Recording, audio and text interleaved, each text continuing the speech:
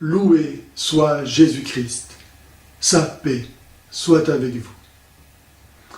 Le but pour lequel Dieu a tout créé est l'infinie sainteté du Christ Rédempteur.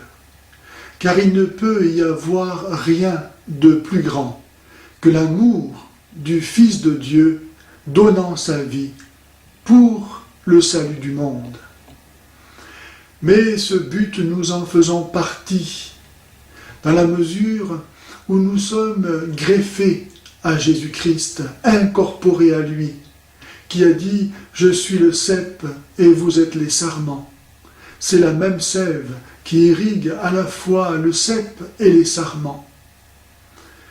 C'est en Jean 15, 5.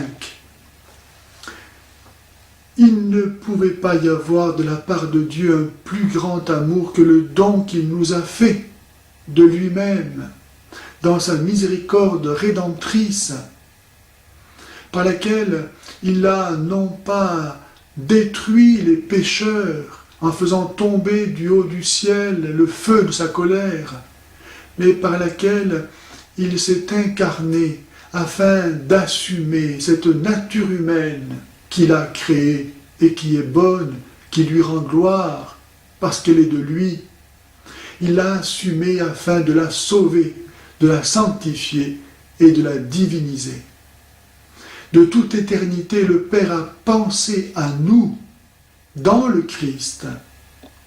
Le Père nous voit, dans la mesure où nous sommes membres de l'Église, il nous voit dans le Christ qui est Jésus et les chrétiens qui lui sont unis par le baptême et l'état de grâce. De toute éternité, le Père a donc prononcé pour nous une parole qui est une volonté, qui est un mot par lequel il nous crée. Et ce mot exprime ce que nous devons être, la place que nous devons occuper, la perfection que nous devons réaliser, la gloire que nous devons atteindre. La volonté de Dieu est que nous entrions dans le mystère du Christ. Et ce mot que de toute éternité il prononce indique la mesure et la manière dont nous devons reproduire Jésus pour la gloire du Père. Notre vocation surnaturelle est de nous conformer à Jésus-Christ, de vivre comme Jésus, de devenir Jésus. L'Esprit Saint se fait l'exécuteur des desseins du Père, l'ouvrier de la déification de l'homme, selon le plan qu'a tracé le Père sur le modèle du Verbe incarné.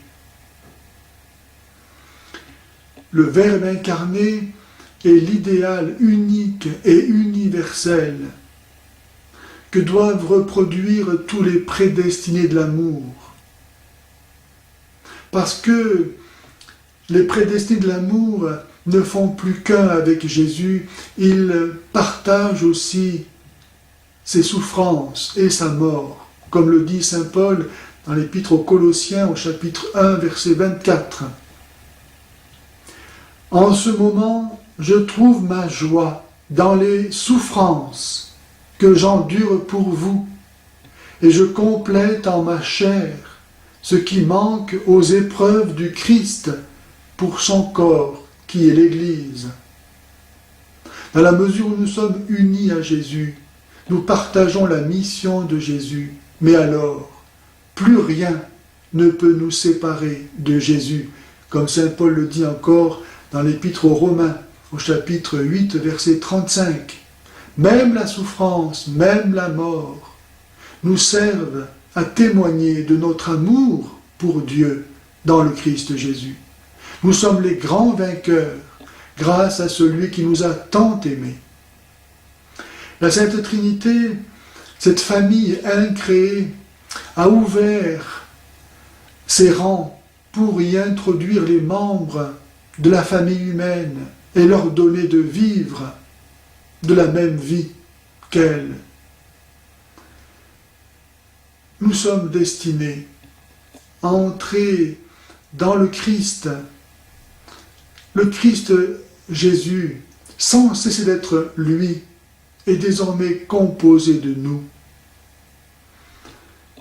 En conclusion, le plan éternel de Dieu, de la création, pour lequel il a laissé se succéder les siècles et les millénaires de l'histoire, les jours et les années de notre vie, et l'amour du Christ rédempteur, régnant dans l'humanité, greffée, unie, incorporée à lui, qui a bien voulu assumer notre nature humaine, afin de l'unir à sa nature divine, de telle sorte que pas même la mort, ni jamais aucun lien ne pourra rompre cette unité, car il est ressuscité. Le but de la création est ce règne d'amour du Christ dans l'humanité greffée à Jésus, et par là sauvé, sanctifié, divinisé, en recevant tout de lui, en lui appartenant totalement.